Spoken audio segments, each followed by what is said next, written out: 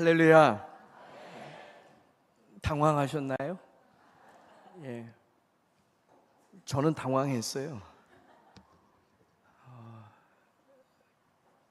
사진이 제가 드린 건데 너무 한 걸 드렸네요.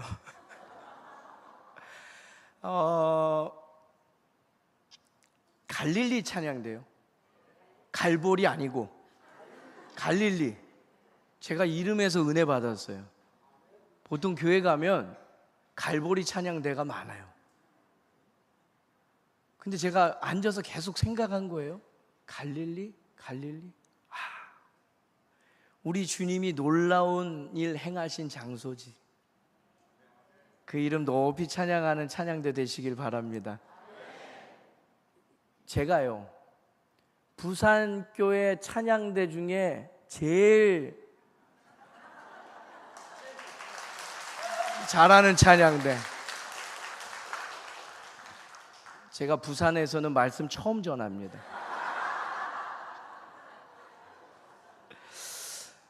지금 제가 좀 부담이 많습니다. 목사님 말씀하신 대로 3일의 이 여정에 첫 번째 타자가 죽으면 이거 어떡하나. 여러분 혹시 오늘 마음이 막 뜨거워지지 않더라도 내일은 더 괜찮은 목사님 오시겠지 하는 마음으로 꼭 참석하셔야 됩니다. 지금 못할 거라고 생각하시는 거죠? 사실 제 마음이 지금 좀 많이 진짜 부담이 돼요. 첫날 첫 시간이기도 하지만 우리 당회 서기 장로님께서 저녁을 먹는데 제 앞에서 얼마나 극진히 섬겨주시는지 계속 고기를 구워서 주시는 거예요. 제가 뭐가 있겠어요? 목사님 잘 전해주세요 이거 아니겠어요? 하나님께서 행하실 줄로 믿습니다. 또 부담이 있었어요. 오늘 기차 타고 내려오는데 뉴스를 보니까 BTS가 다녀갔어요. 이틀 동안 부산을 휩쓸고 갔는데 이 서운한 마음, 허전한 마음 드는 부산 사람들, 하나님 내가 어떻게 위로할 수 있을까요? 오늘 보시면 알겠지만 단에 쓰자마자 여러분의 기대가 김태준 목사님보다 키도 작네. 사진 보니 제가 몇 분 봤어요. 사진하고 저를 계속 이렇게 보시는 거예요. 아니네. 뭐 다 이거저거 아니어도 괜찮습니다. 하나님 행하신 일만큼은 틀림없을 줄로 믿습니다. 목사님 소개해 주신 대로 제가 2016년에 반포교회 4대 담임 목사로 부임을 했습니다. 지금 저희 교회가 53주년 됐는데 사람으로 얘기하면 중년의 나이에 접어든 교회죠.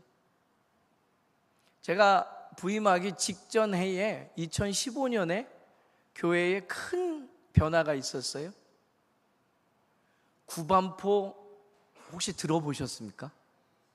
지금 단군 이래 최대 재건축 사업이 진행되고 있는 곳, 거기에 그 50년 된 아파트 지을 때 깃발 꽂고 십자가 세우고 시작한 교회가 반포교회입니다. 그런데 재건축 앞두고 이런저런 형편 때문에 교회가 동네를 벗어나야 되는 상황이 온 거예요. 그래서 원래 살던 곳에서 1km 반경 안에 있는 곳에 바른 땅이 있으면 교회 지읍시다 하고 10년 전부터, 그러니까 지금으로부터 20년 전에 교회가 마음을 모으고 건축을 해서 2015년 제가 부임하기 전 해에 40년 만에 처음으로 예배당을 지었어요. 반포교회는 선교하는 교회입니다 해서 상가교회로만 40년을 살았어요. 예배당 지을 돈 있으면 선교합시다 그러고. 선교에 열심이었던 교회이다 보니 강 건너에 40년 살았던 사람인데 진짜로요. 저희 교회가 있는 곳에 동작대교 현충원 하나 넘으면 제 고향이거든요. 반포교회를 들어본 적이 없어요. 그런 교회가 지역사회의 재건축 앞에서 예배당을 지을 수밖에 없었고, 그러니 40년 동안 반평생 다녔던 교우들이 온 마음과 정성을 다해서 예배당 지은 거예요. 그 교회에 제가 부임하게 된 거예요. 부임했더니요, 41 된 목사가 담임 목사로 오는데 교회 분들이 다 인사하는 게 두 가지예요. 아유, 젊은 목사님 오셨는데 나이 든 사람만 있어서 어떻게 해요? 죄송해요. 아유, 목사님 모셨는데 빚 많은 교회 모셔서 어떻게 해요? 죄송해요. 속으로 그랬지, 알았으면 저도 안 왔을지도 모르겠어요.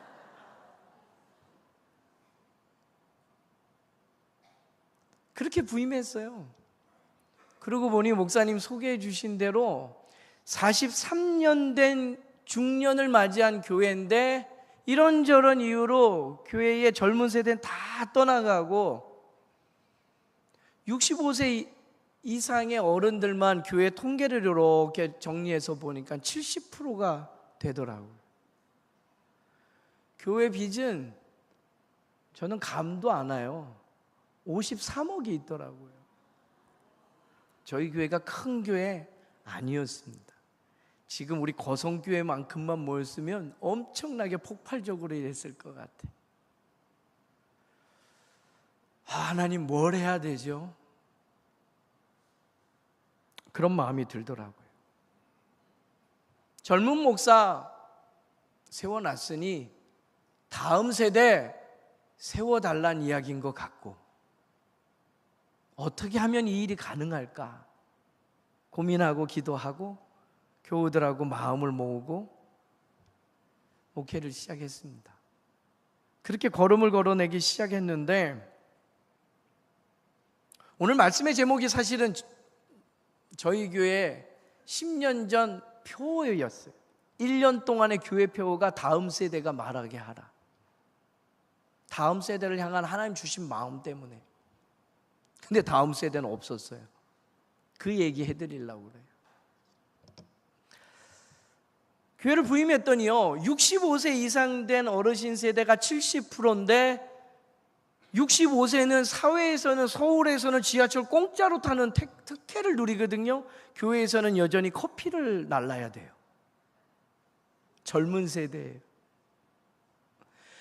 아주 간간히 젊은 30대, 40대 왜 있는지 모르는 세대가 몇 있어요. 그런데 이분들은 어르신 세대를 향한 아주 세대 간의 심한 갈등을 가지고 있는. 하나님, 제가 뭘 해야 됩니까? 기도하는데 제 마음에 주신 건 네가 그 완충 역할을 해야 되는 사람이다. 세대와 세대를 아우를 수 있게끔 그 상한 마음을 위로하고 하나님의 꿈으로 거성교회 올해 놀라운 일이 시작되는 줄로 믿습니다. 푸른 꿈 다시.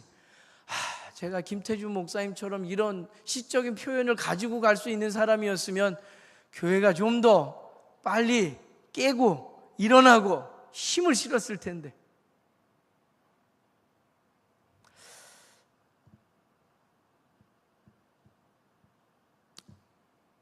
시작했던 걸음이 그랬어요. 다음 세대를 모아야 되겠는데 그 상한 젊은 세대 몇 에게 이야기하는 거지.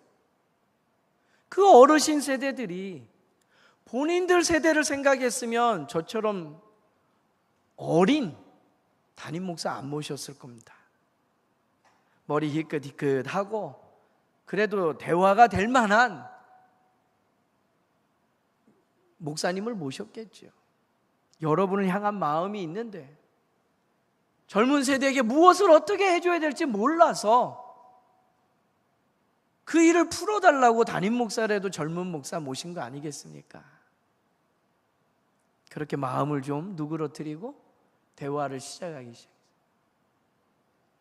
그리고 한 해의 표를 다음 세대가 말하게 하라 외치려고 하는데 하나님 주신 마음이 남아있는 어르신 세대들에 대한 마음이었어요. 뭘 잘못하셨습니까? 나라 빼앗긴 시절에 태어나서 이제 주권 좀 찾았나 보다 감사한 마음으로 광복을 외치는데 이념이 나누어졌어요. 세상에 유례 없는 동족 간의 상잔의 비극이 펼쳐지고 3년 동안 온 나라가 초토화돼서 성경에 예루살렘이 무너진 것보다 더 돌 위에 돌 하나 남지 않는 그 시절을 겪으면서 그래도 내 자녀는 먹여 살려야 되겠다고 밤낮 없이 일하면서 그 어려움 중에도 밤을 새고 하나님 앞에 부르짖고 기도한 것뿐인데 이제는 젊은 세대는 쳐다도 안 보는, 대화가 안 된다고 말하는 뒷방 늙은이 돼버렸으니 이 어르신 세대를 어떻게 하면 좋을까? 하나님의 그 긍휼하신 마음이 이 젊은 목사한테 생기더라고요. 다음 세대가 말하게 하라, 이 표어를 외칠 때에 하나님 딱 주신 마음이요, 그 주일에 어르신 세대들에 대한 존경과 사랑을 좀 담아서 표현해 주면 좋겠다는 마음을 주셨어요. 참고로 반포교회는요, 거성교회처럼 이렇게 뜨겁지 않습니다. 찬양이 끝나도 절대 박수 치지 않습니다. 말씀이 끝날 때 딱 아멘 한 번, 기도가 끝날 때 딱 아멘 한 번. 아무리 제가 웃겨도 집에 가서 웃지 교회에서는 웃지 않는, 지금처럼 반응해 주시면 땡큐. 그런데 그 주일에 정말 하나님께서 제게 주신 마음이, 교회 소식을 전하는 시간에 성령께서 정말 하신 일 같아요. 미리 준비한 얘기도 아니에요. 이 비전을 선포해야 되겠는데 어르신 세대가 눈에 쫙 들어오는 거예요. 왜 그럴 수밖에 없는 게 어르신 세대밖에 없으니까. 이분들밖에 없는데 이분들에 대한 마음이 막 드는 거예요. 그래서 어떻게 했냐면, 혹시 여러분 이 자리에 70세 이상 되신 어르신 계십니까? 아니, 거성교회에선 70은 어른도 아니군요. 그래도 제가 했으니 좀 따라주시면. 계십니까? 그러면 잠깐 자리에서 불편하시지만 일어나 주시겠어요? 네. 아니, 10년 전 얘기 아니고 지금 얘기라고. 일어나시라. 지금 이 시간을 왔다 갔다 하셔야 돼요. 예. 지금은 말씀드리는 거 10년 전 했던 거 재현하는 거예요. 70세 몇 분 표정이 69세신 게 보여요? 야, 그 한 살 때문에 나 지금 못 일어나냐? 네, 그만큼 젊음입니다. 감사한 줄 아시고. 이분들을 아니 일어나 계세요. 죄송합니다. 오래 세워드렸어요. 그때 제 마음이 그랬고 이렇게 세워드리고, 우리 교회를 주님의 몸된 교회인 줄 알고 일평생 반평생 여기까지 지켜오신 우리 거성교회 79년의 역사에 하나님의 일꾼으로 쓰임받은 이들 축복했으면 좋겠습니다. 여러분이 할 수 있는 한 사랑과 존경을 담아 이 시간 사랑의 박수하겠습니다.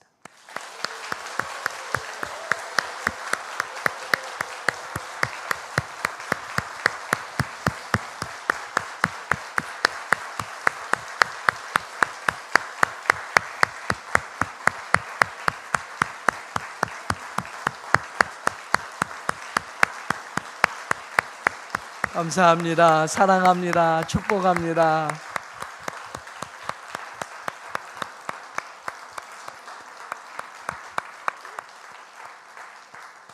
거성교회 최고다. 진짜 이렇게 했어요. 주일 예배 시간에 찬양대가 찬양을 해도 박수 한 번 안 치는 교회에서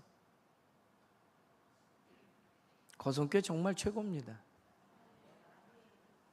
이 어르신 세대가 우리의 박수가 끝나지 않았는데 앉은 이유가 뭔지 아세요? 이런 사랑 받아본 적이 없거든요. 너무 쑥스러운 거. 뭘 또 굳이 세워가지고. 그런데 싫지는 않아. 이 마음이 중요해요. 제 기억에 한 2, 3분간 박수를 친 것 같아요.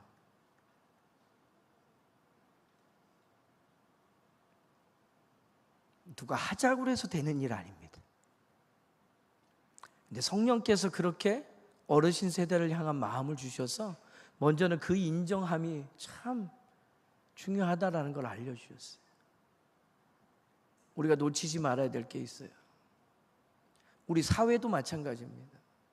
특별한 나라, 특별한 민족 아닙니까? 이 근현대사의 굴곡진 역사 속에서 한 가정의 가장으로,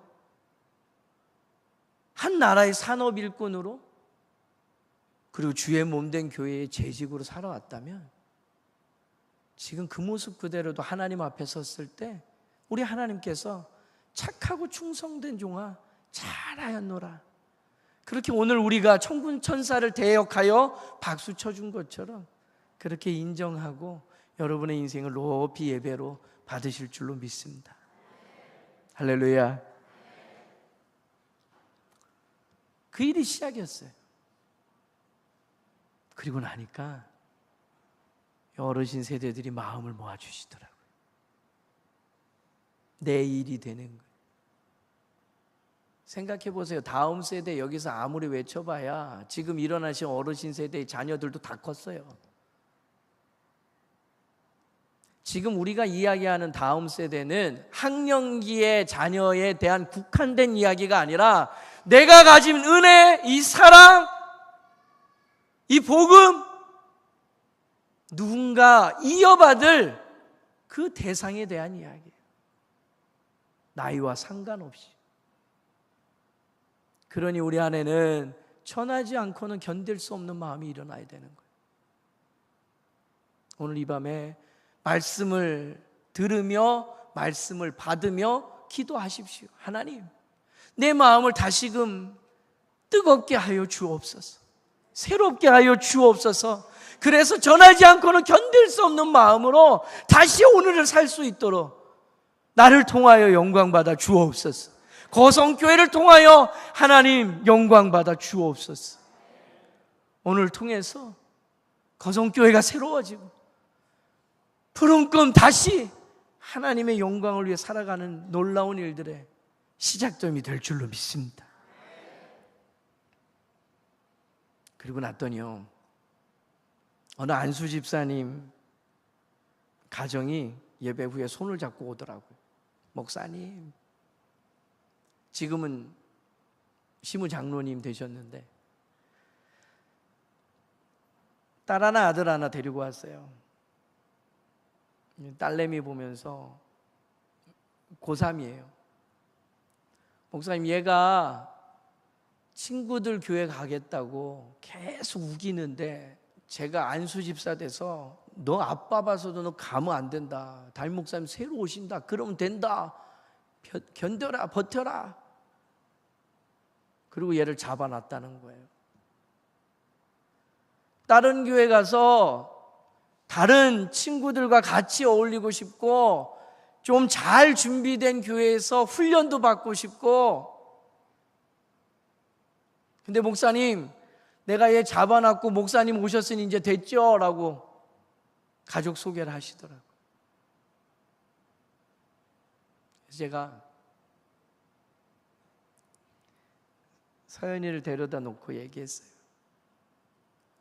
서연아, 미안한데 너 때는 안 된다.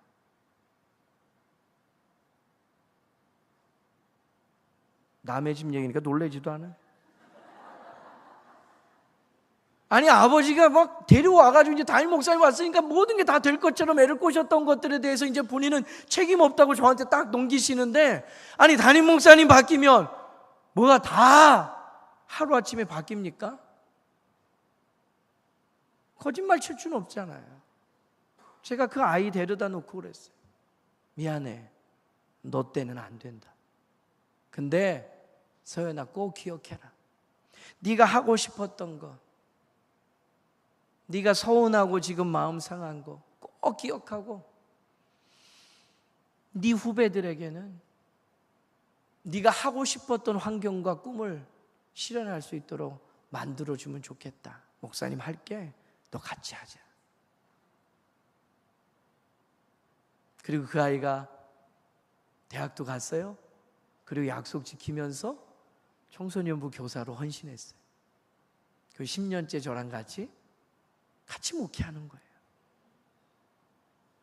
무슨 말씀 드리는 거냐면요, 첫째는 어르신 세대에 대한 존경과 감사를 우리가 담아야 되고, 둘째는요, 하나님의 일이란 것이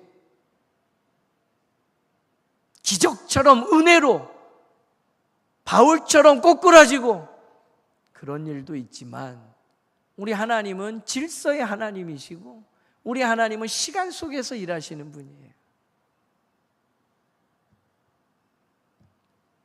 저는 이 표현을 참 좋아합니다. 시간 속에서 일하셔요. 때로는 고난이 있고 역경이 있고, 그래서 인내해야 되고 견뎌야 되고, 그런데 그 안에 소망을 담게 하시면서 반전을 일으키시고 우리를 일으키신 하나님. 우리는 지금 당장 벗어나면 좋겠고 내일 당장 열매가 맺혔으면 좋겠지만, 봄, 여름, 가을, 겨울을 통해서 때마다 철마다 주시는 은혜를 누리게 하시는 하나님, 우리는 그 하나님의 주관하심 속에 인생을 살아가고 있잖아요. 안 되는 건 안 된다. 그러나 본인이 누리지 못했던 걸 후배들에게 되게 하는 인생, 그것도 의미 있고 가치 있다는 걸 알려주는 것, 이게 믿음의 선배들이 해야 될 일 아닙니까?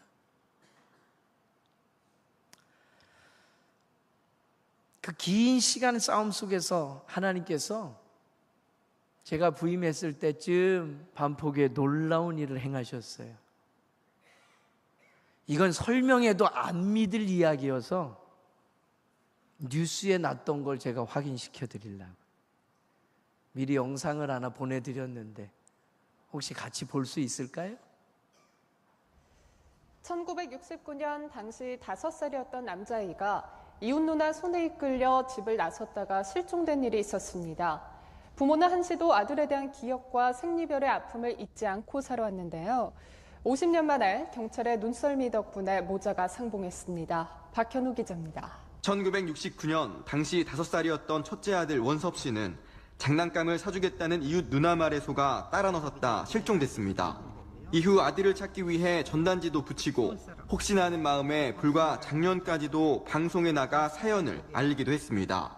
뜻밖의 낭보는 운명처럼 실종된 아들의 53번째 생일에 들려왔습니다. 서울 서초경찰서에서 비로소 49년 만에 서로를 끌어안은 모자는 그동안 못다한 이야기를 나누며 서로 간에 쌓인 오해를 풀었습니다. 약간 서먹서먹은 했지만은 옛날 얘기를 다 다듬어서 하다 보니까 다 맞으니까 땡기는 데가 있었어요.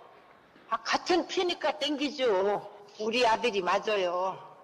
감사합니다. 연합뉴스 TV 박현우입니다. 1969년 당시 5살이었던 못 믿을까 봐 2번 보여주시는 거예요? 저희 교우가정 얘기예요. 제가 부임했더니 교회에 큰 여러 가지 기도 제목이 있는데 그 중에 하나가 저 가정이에요.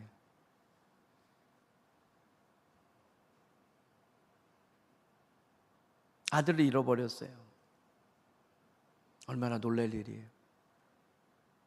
매일 밤마다 울고 아침마다 찾아요. 하루 이틀 하다가 그만둘 일 아니었어요. 목사님, 저희 교우 가정 중에 아들 잃어버려서 50년째 마음이 상한 이가 있어요. 기도해 주세요. 여러분, 뭐라고 기도하면 될까요? 여러분이면 뭐라고 기도하시겠어요?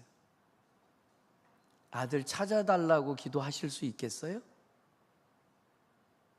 그 상한 마음 위로해달라고 기도하겠죠. 우리는 그래요. 그런데 어느 날 권사님한테 아침에 전화 왔어요. 저는 지금도 그날 아침 잊지 못해요. 수요 오전 예배 준비하고 있는데, 목사님 제 아들 찾았대요. 원석이 찾았대요. 저 지금 원섭이 만나러 가요. 네, 그래요 권사님. 그러면서 제 마음에 어떤 마음이 드셨는지 아세요? 잘됐다, 신났다, 감사하다요? 아니요. 하나님, 또 아니면 어쩌죠? 제가 부임하고도 여러 번 겪은 일이에요. 아들인 것 같아 연락 취해 닿으면 아니에요. 그런데 그날은 맞았어요. 그날은 진짜 아들이었어요. 여러분, 근데 뉴스 1분 남짓의 뉴스였는데 잘 보셨나 한번 테스트 할게요. 어느 경찰서 얘기예요? 어디요? 자신 없으신 거예요? 어디요? 저희 교회가 어딘지 아세요? 그렇게 얘기하면 다른 교회 같잖아요. 서초구 반포. 어디 있는 교회라고요? 너무 똑같이 따라하시네. 서초구에 있어. 하여튼 어느 경찰서요? 아니, 서초구가 커도 뭐 50년 전부터 그렇게 컸대요? 한 동네예요. 50년 동안 못 만난 거예요. 이게 이해가 돼요? 50년 만에 만난 것도 대단한 일인데 50년 동안 서초구에 살았어요. 엄마도 아빠도 아들도. 근데 못 만났어요. 어떻게 해석해야 돼요? 저는 누가복음 15장에 잃어버린 아들이 돌아온 그 말씀이 딱 떠올랐어요. 나중에 만난 다음에 이야기입니다만 왜 못 만났을까? 우리 궁금하잖아요. 안 궁금하면 다음 걸로 넘어갈게요. 해요? 아니, 궁금하냐고요. 네. 아들이 안 찾았대요.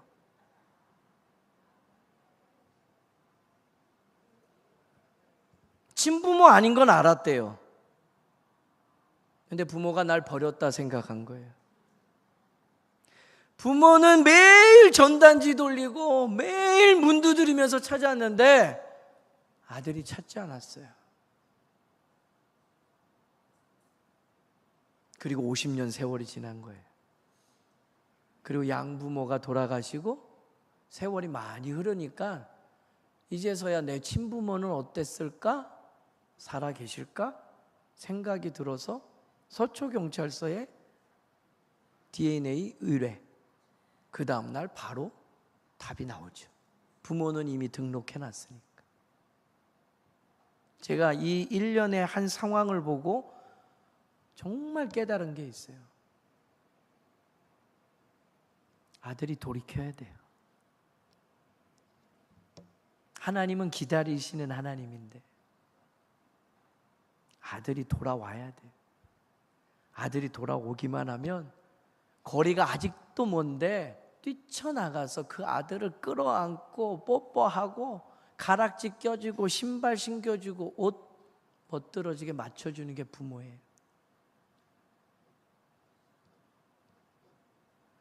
부모가 30년 노력하고 DNA 철수, 걔 죽었나 보다. 그러면 못 만났을 거예요. 그 부모의 마음에서 저는 하나님 아버지의 마음을 읽었어요. 제가 너무너무 좋아하는 표현입니다. 우리 하나님 아버지에 대해서. 제 믿음의 고백, 신앙 고백이에요. 한번 따라해 보시겠어요? 포기하지 않으시는 하나님. 한 번 더요. 포기하지 않으시는 하나님. 예, 하나님께서 저와 여러분을 포기하지 아니하시고 이 거성교회를 포기하지 아니하시고 이 땅, 이 지역사회를 포기하지 않으시는 줄로 믿습니다. 그러니 우리는 구원의 방주의 역할을 해야 되는 거예요. 우리가 포기하면 하나님이 포기하신 것 같아지는 거예요. 결코 그렇지 않습니다. 50년이 지나도 시간 속에서 일하시는 하나님께는 아직 영들지 않은 때였기 때문에 드디어 마침내 포기하지 않는 하나님께서 마주하게 하시는 은혜를 누리는 거예요. 그러니 여러분, 지치지 마십시오. 푸른 꿈 다시 정령 이루어질 줄로 믿습니다.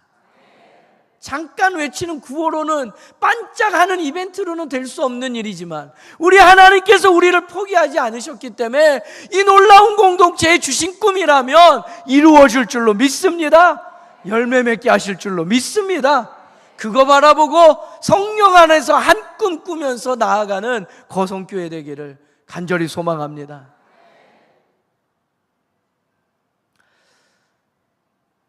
제가 반포교회 부임하고요, 교우들 모든 가정을 부임 신방을 했어요. 가가호 방문하면서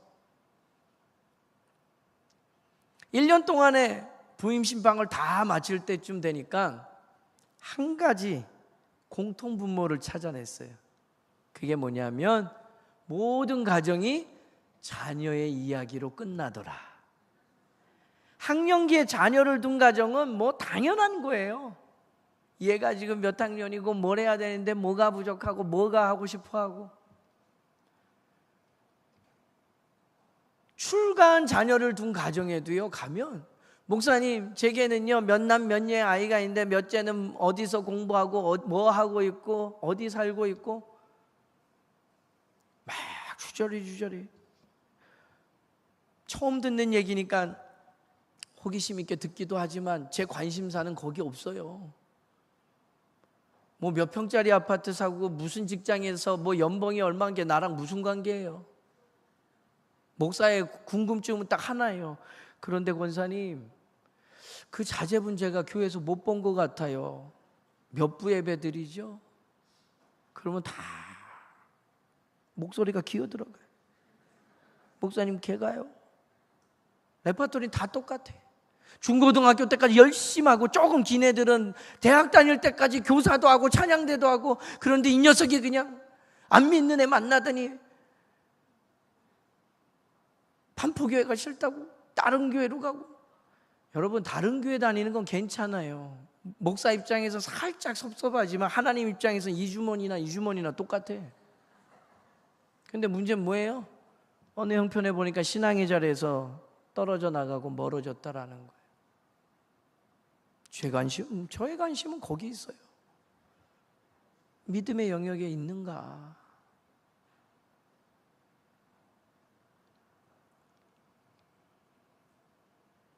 여러분의 교회는 어떻게 다음 세대를 향한 마음이 생기셨어요? 목사님 보시면 알지만 없잖아요. 아니요. 다른 교회도 없어요. 딴 애는 제가 이렇게 많이 불려다니는데 가보면 다 똑같아요. 반포교회도 10년 전에 똑같았어요. 조금 먼저 매를 맞았고 조금 먼저 주저앉았던 것뿐이에요. 지금 모든 시대가 이런데, 그런데 신기한 건요, 그래도 다음 세대 얘기하는 교회는 희망이 있다라는 거예요. 어떻게 여러분의 교회에 사명이 됐나요? 느헤미야서 말씀해 보면요, 말씀을 보죠. 느헤미야서 1장 2절과 4절 말씀이에요. 우리 화면에 한번 띄워드릴게요. 우리 한번 목소리 맞춰서 같이 받들어 읽겠습니다. 내 형제들 가운데 하나인 하나니가 두어 사람과 함께 유다에서 내게 이를 얻기로 내가 그 사로잡힘을 면하고 남아있는 유다와 예루살렘 사람들의 형편을 물은즉 내가 이 말을 듣고 앉아서 울고 수일 동안 슬퍼하며 하늘의 하나님 앞에 금식하여 기도하여. 상황은 이런 거예요. 우리가 잘 아는 대로 느헤미야는요, 저 왕이 거하는 제국의 중심에 있었던 인물이에요.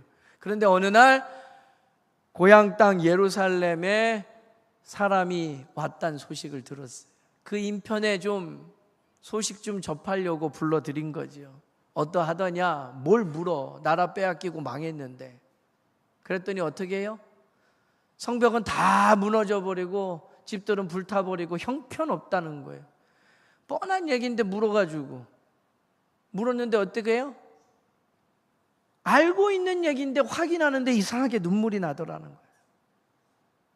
뭘 그 일이 새삼 수일 동안 울만한 일이에요. 근데 느헤미야에게 하나님께서 눈물을 주셨어요. 아니, 우는 것도 모자라서 금식했대요.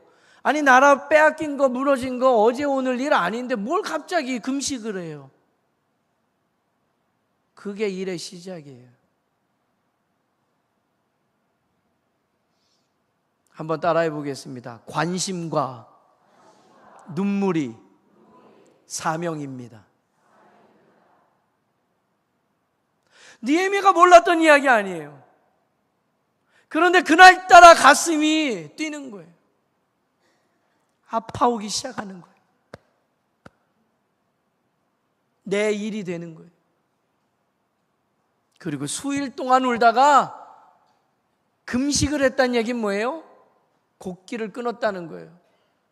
곡기를 끊는다는 건 우리의 연약함에 무슨 의미입니까? 죽기를 작정한 거예요. 그리고 기도하기 시작했어요. 그게 무너진 성벽을 52일 만에 다시금 완성할 수 있는 시작점이었어요.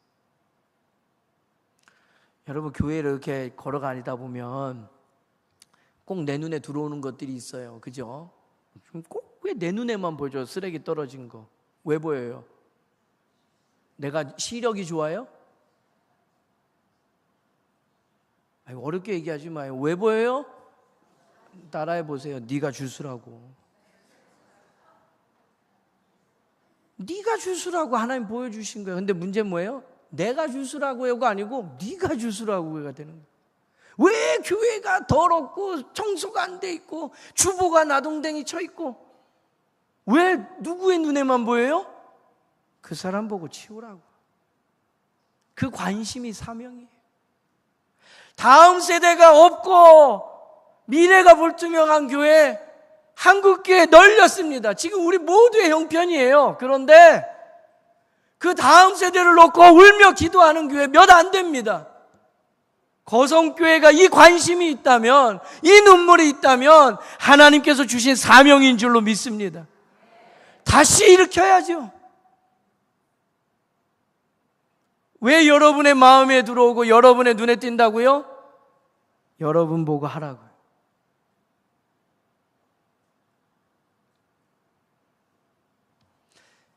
제 걸음이 오늘 부산역에서 내려서 교회까지 오는데 부목사님 두 분이 마중을 나와주셨어요. 얼마나 감동인지 몰라요. 그 30분 오는 중에 이런저런 얘기하다 보니까 우리 임두 목사님 의정부에서 목회했던 이야기를 하더라고요. 제가 의정부에서 7년 동안 여자중학교 교목으로 있었습니다. 청소년 사역이 꿈이었던 사람이어서요, 대학원을 졸업할 때 하나님, 이 아이들 제게 맡겨주십시오. 주일에만 마주하는 건 너무 제한됩니다. 제가 교육학을 전공했으니 학교로, 미션 스쿨로 보내십시오. 기도했어요. 그리고 전임사역 안 나가고 학교가 날 줄 알았는데 안 나더라고요. 한 학기 동안 시간 강사했어요. 어느 달에는 시간 강사 아시죠? 수업을 가르쳐야 페이가 나옵니다. 5월 달인가 그랬어요. 소풍 가고 중간고사 했고 수학여행 갔다 오는 거예요. 그러고 났더니 20몇만 원 들어오더라고요. 남의 얘기니까 웃죠. 나는 그 달에 죽는 줄 알았어요. 그래도 매주 8시간씩 가르쳤던 시급이 있으니까 어느 정도 예측했는데 5월에 폭망한 거예요. 5월이 돈 쓸 날 얼마나 많아요. 시간 강사라도 내가 교사라고 나름 이렇게 좀 가오잡고 막 선물 부모님 해드리고 했다가 와, 하여튼 그런 일이 있었는데요. 그 학교에서 어느 날 방학 때 얘기했어요. 방학 때 선생님들이 다 출근 안 합니다. 연구하고 좀 쉬시라고 이렇게 근무조를 짜서 몇몇 분들이 출근을 해요. 몇 명 출근도 안 했으니까 그 겨울에 교목실 제 방에 따로 히터를 틀고 있는 것도 좀 불편하고 심심하고, 그래서 저 교무실로 내려갔어요. 교무실에 몇몇 선생님들 앉아서 막 컴퓨터하고 뭐 입력할 거 정리하고 있는데 전기가 빵 나가버렸네요. 30분 나가는 동안은 다 괜찮았어요. 1시간 좀 지나니까 지루하고 사람들이 이제 모이기 시작하는 거예요. 출근했던 선생님들이 3, 4, 5 모여가지고 있는데 한 선생님이 기지개 딱 피면서 그러더라고. 야, 목사님, 학교 방학 때 조용하고 좋죠? 제가 생각할 때는요, 진짜 학교는 학생들만 없으면 완벽한 직장이에요.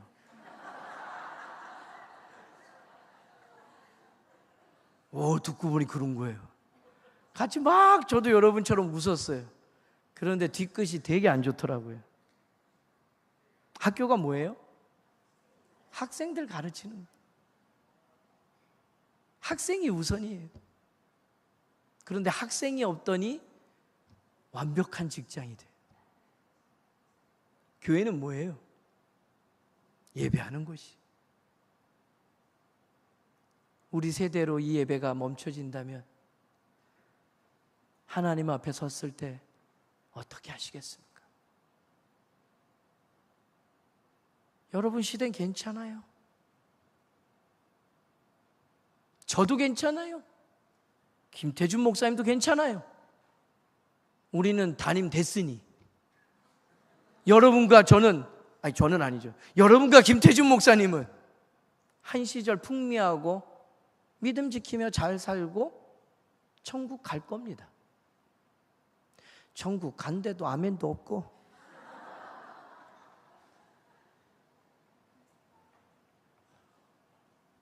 우리는 괜찮아요. 근데 남겨진 교회는 어떡할까요? 이게 우리의 고민이에요.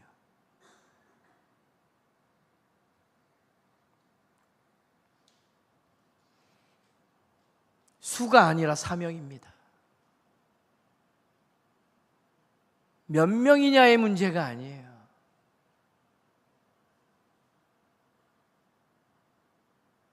하나님께서는 한 사람을 찾으십니다. 하나님께서는 한 교회를 찾으시는 거예요. 이 시대에 빛과 소금이 되는 교회. 다 어렵다 말하는 시절에, 다 안 된다, 그냥 그런 거다라고 말하는 시절에 하나님 주신 마음으로 관심이 가고 눈물이 나고 어떻게 하면 될까? 몸부림치고 하나님께서 그것을 어여삐 보셔서 상황을 열어주시고 물꼬를 터주시고 마르지 않는 샘이 흐르게 하시고 물된 동산 같은 풍성함을 주셔서 우리의 자녀 세대가, 우리의 다음 세대가, 믿음 없는 이 땅에 잃어버린 문 영혼들이 이 거성교회 예배당의 문을 열고 들어와 함께 예배하는 날을 꿈꾸며 정령이 이 일이 이루어지리라. 그때를 보고 하나님 앞에 올라가는 영광이 오늘 이 밤 예배하는 모든 이들 가운데 일어나기를 간절히 소망합니다. 여러분, 오늘 말씀은 요엘서 1장 3절입니다. 다시 한번 볼까요? 말씀을 읽으면서요, 이 말씀의 뉘앙스를 잘 읽으셔야 돼요. 같이 읽겠습니다. 너희는 이 일을 너희 자녀에게 말하고 너희 자녀는 자기 자녀에게 말하고 그 자녀는 후세에 말할 것이니라. 아멘. 잠깐 말씀 띄워주세요. 누구한테 하는 얘기 같아요? 난이도가 있는 문제였군요. 누구한테 하는 이야기 같아요? 잘 모르시겠으면 1번 다음 세대, 2번 기성세대. 누구요? 답이 약간 나뉘어졌습니다. 잘 읽어보십시오. 이 말씀은 다음 세대가 아니라 기성세대에게 하시는 말씀이에요. 말해준 이가 있어야 듣는 이가 있고 그 듣는 세대가 또 다른 세대에 이야기할 수 있는 거예요.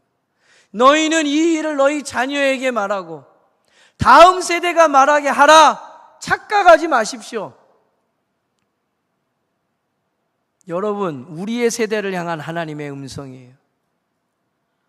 다음 세대가 말할 수 있도록 환경을 열어주고 조성해주고 격려해주고 위로해주고 메시지를 주라는 거예요. 이게 중요해요. 다음 세대가 말하라, 다음 세대가 말하게 하라. 전해줘야죠. 지금 세대가 말해준 것이 있어야죠. 자녀들의 신앙 문제요? 누가 문제입니까? 부모의 문제예요. 우리의 뒷모습을 보고 자라요. 우리가 무엇을 보여줬나? 돌이켜 회개해야 될 때예요. 내 나름은 열심으로 믿었고 내 딴에는 신앙이 우선이라고 말했는지 모르지만 죄송합니다. 자녀 세대를 보기에는 결코 그렇지만은 않았더라라는 거예요. 여기에 우리의 고민이 있고 여기에 우리의 문제가 있어요. 그래서 반포교회에서 외치기 시작한 게 우리의 정체성 확인부터였어요.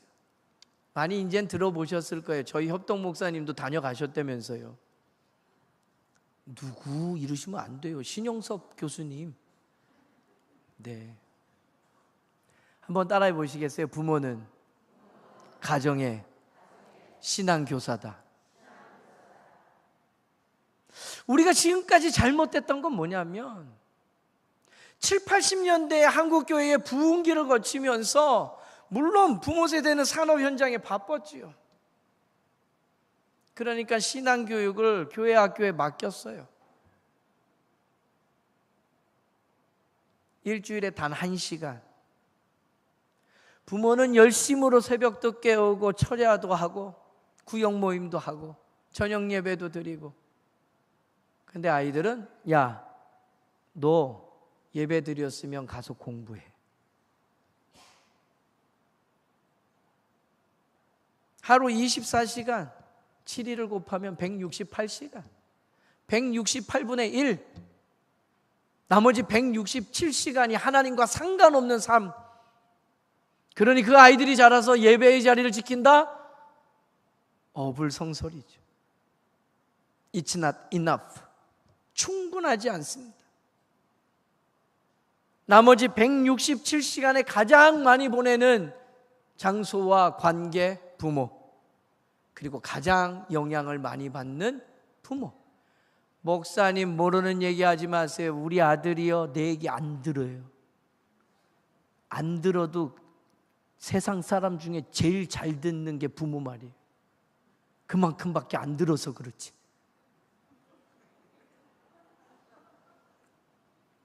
맞아요. 통계가 나와 있어요. 조사 다 했어요. 오늘날도 청소년들이 하는 얘기는 그래도 부모가 내게 제일 영향 많이 준대. 그래도 힘들면 부모 찾아간대요. 근데 부모는 이미 마음이 상했어. 들으려 하지도 않고 보려고 하지도 않고 자녀보다 마음이 먼저 다쳤어. 걘 내 말 안 들어요. 포기하지 마십시오. 그래도 여러분의 자녀가 여러분의 사랑을 먹고 자랍니다.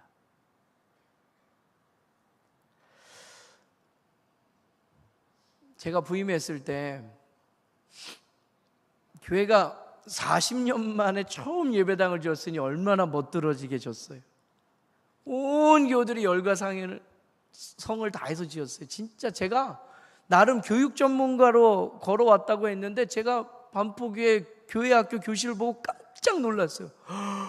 이렇게 아름답게 이렇게 세밀하게 완성도 있게 지은 교회학교 부서실이 있을까 싶을 만큼이에요. 그런데 사람이 없어요. 근데 정말 놀라운 건요, 교회가 사명을 가지고 비전을 선포하면요 사람들이 몰려와요. 할렐루야. 아직 약간의 맛밖에 못 보셨죠? 진짜 그래요. 다음 세대가 말하게 하라 1년표로 정하고 막 우리의 정체성으로 확인하고 잘못한 것들을 기도하고 얘기하기 시작했더니요 어느 순간에 사람들 젊은 세대가 오는 거예요. 어떻게 왔어요? 다음 세대 교육에 진심인 교회라고 해서 왔어요. 제가 외쳐놓고 제가 놀란 거예요. 급했어요. 그래서 그 다음부터 어떠셔요? 목사님 말씀도 좋고요. 제가 앞에 서 있으니까 당연히 나온 얘기겠죠. 교회 시설도 이쁘고요. 그래요. 이제 새로 지은 거예요. 처음 지은 거예요. 근데 본인들도 보면 알아요. 애들이 없고 교사가 없어요. 제가 처음 부임했더니요 부서가 3-4개 있는데 한 부서에 교사가 4명 있는 거예요. 4명 아니면 5명. 교회가 임명한 부장 아내와 친한 집사님. 왜 와 있는지 모르는 청년 교사. 그러니까 부장 총무, 회계, 서기 하니까 교사가 없어요. 반 단위말. 그러니까 몇 명이 와도 그물이 안 쳐져 있으니 다 흐지부지 새 나가는 거예요. 어떻게 할까? 지금도 저희 교회 가면 부부교사가 많아요. 10년 전의 상황이에요. 애 신앙교육 시키겠다고 정말 데리고 오는 거예요. 그래서 제가 얘기하죠. 목사님 말씀도 좋죠. 그래요, 잘 됐네요. 그러면 다니시기 괜찮겠네요. 예, 생각해 보려고. 교회 시설 좋죠. 예, 교육 환경 너무 좋아요. 우리가 교사가 없어요. 아이의 신앙교육 위해서 교회를 찾아올 정도의 열과 성이면 됩니다. 교회 학교 교사하십시오. 그래도 40여 년의 뿌리가 있는 교회여서요, 오면은 정교사 발령은 안 해. 1년 동안은 보조교사. 근데 하는 일은 똑같아. 그래도 1년 지날 때까지는 보조교사. 그렇게 시작했더니 부부교사가 많아진 거예요. 남의 교회 얘기니까 뭐. 거성교회 리모델링 한다면서요. 여러분이 할 수 있는 온 열과 성을 다하십시오. 하나님께서 기름 부어주셔서 그 장소를 통해 다음 세대가 몰려오고 예배하고 하나님의 꿈을 꾸는 일들이 반드시 정령 이루어질 줄로 믿습니다. 여러분의 마음에 달렸어요. 성령께서 하시는 일은 하나 되게 하시는 거예요. 아무리 목사님이 외치고 당회가 결의해도요, 성도의 마음이 모아져서 뜨거워지지 않으면 일이 겨우 되는 일로는 되는 일이 없어요. 오늘 이 밤에 성령께서 저와 여러분의 마음을 하나 되게 하시고 만져주셨다면 이 큰 프로젝트를 통해 영광 받으실 그 하나님의 꿈을 꾸면서 이 일이 우리 시절에 일어난다는 거, 내가 부흥의 시절의 주인공이 된다는 거 얼마나 감사한 일이에요. 하나님, 내가 이 시절에도 쓰임을 받을 게 있군요. 이 마음과 여러분의 반응이 하나님 받으시는 온전한 예배가 될 줄로 믿습니다. 반포교회는요, 3년 전에 중등부와 고등부가 나누어졌어요. 안 놀랄 줄 알았어요. 싸워서 나눠진 게 아니고 그 어렵다는 청소년 사역이 부흥해서 청소년부에서 중등부와 고등부가 나눠졌어요. 할렐루야. 하나님이 행하신 일이고 하나님 영광 받으실 줄로 믿습니다. 다 안 된다 말해요. 그런데 돼요. 마르지 않는 거예요. 포기하지 않으시는 하나님께서 그 하나님의 관심과 그 하나님의 시각으로 바라보는 게 관심이잖아요. 우리 주 예수 그리스도의 심장, 내 맥박이 그렇게 뛰는 거예요. 온 교회가 그렇게 마음을 모으니까 놀라운 일이 일어나는 거예요. 부서실이 없어요. 제가 교육 전문가로 반포교회에 부임했는데 제가 제일 큰 죄 지었어요. 10년밖에 안 된 교회 부서실을 다 엉망을 만들어 놨어요. 엄청 잘 지었거든요. 근데 고만한 그릇밖에 안 돼서 부서실이 없어요. 그래서 유아 유치부실 쪼개고요. 중고등부실은 쪼갤 데가 없어서 중등부는 체육관에서 예배를 드려요. 근데 그것도 멋져요. 조명 좀 달아주고 농구장이 조그맣게 만든 우리 온 교우들이 함께 할 수 있는 공간이 있는데 예배실이 없어서 거길 예배실로 하자. 근데 중등부 아이들의 눈 코드가 딱 맞는 거예요. 조명 몇 개 딱 달고 앞에 스크린 딱 띄우니까 애들이 너무너무 좋아해. 우리가 볼 땐 그게 예배당이냐 할 만한데 걔네는 거기서 예배해요. 예배는 장소가 아니에요. 예수님께서 뭘 하셨어요? 이 산도 아니고 저 산도 아닌 곳에서 예배하는 날 온댔잖아요. 하나님을 인정하고 높여드리면 그것이 예배인 줄로 믿습니다. 꿈을 꾸십시오. 여러분, 은혜가 뭔지 아세요? 내가 감당할 수 없고 내가 갚을 수도 없는 것, 그걸 누리는 게 은혜예요. 우리 다 은혜 받은 사람들 아니에요? 십자가의 보혈로 하나님의 딸이라 아들이라 일컬음을 받잖아요. 이건 우리가 갚을 수도 없는 거예요. 그런데 우리는 하나님의 자녀됨으로 예배하며 누리고 살잖아요. 이 은혜는 충분해요. 같이 고백합시다. 모든 것이 은혜입니다. 정말입니까? 내가 하는 것 없어요. 하나님 행하시는 일이. 한 번 더 인사할게요. 옆에 분들하고 마주 보면서 믿음의 고백으로 합시다. 하나님께서 하십니다. 하나님께서 하십니다. 하나님께서 하십니다. 할렐루야. 저는 내일 아침엔 다음 세대가 전부입니까? 교회가? 아니라고요. 교회는 어느 한 특정한 시대만으로 이루어지지 않아요. 한국교회 한때 어떤 붐처럼 일어나면서 우리의 연약함을 청년교회에다 해서 청년만 모이고 했는데 결국 그 청년들도 나이 되니까 뭐예요? 중년돼요. 교회는 모든 세대가 모여야 돼요. 거성교회 희망이 있는 줄로 믿습니다. 제가 7년 동안 목회를 하고 안식년을 다녀왔어요.